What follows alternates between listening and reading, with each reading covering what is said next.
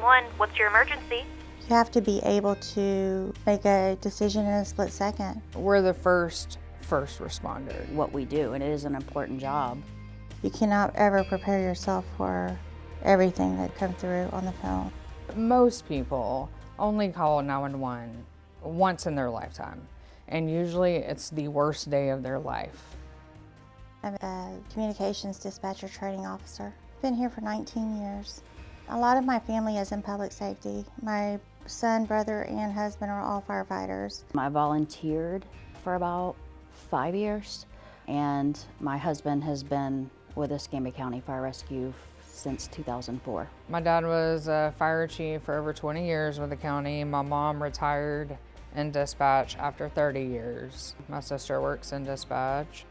I remember as a kid, I used to run fire calls with my dad. I've delivered 13 babies over the phone throughout the years. You never know what's going to be on the other end of that call. People call 911 because it's the worst day of their life. Any critical calls involving children, which would be drownings. You could take a phone call with a mother standing on a beach with their child drowning out in the water, and you have to figure out a way to keep that mother out of the water to go get that child, because you don't want two victims.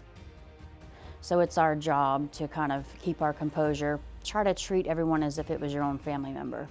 I had a caller that didn't have any idea where he was. It was on night shift. It was like 3 o'clock in the morning, and he was going in and out of consciousness. And the way we found him was one of the fire trucks. I could hear the air brakes whenever they went over a speed bump, and we told them over the radio. They got out on foot and they found him deep in the woods. You learn that you can't dwell on every call. There's some calls that will stick with you. There's calls that I remember when I first started taking calls here. A lot of calls after Hurricane Ivan, probably some of the worst calls I've ever heard. You just have to be professional, remain calm. It's not always easy. We spend a majority of our time with our coworkers because we're doing the 12-hour shifts. So I just view them as a second family.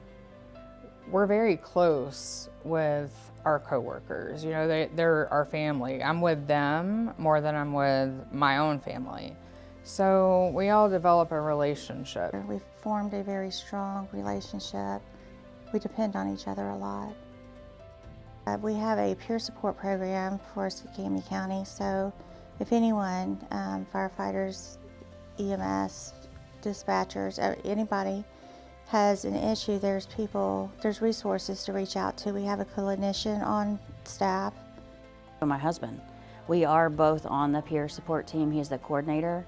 Then we also went through the crisis intervention class, so we're both on the CIT team. We have Gracie, our emotional support dog, and I love her. She makes it easy to come to work.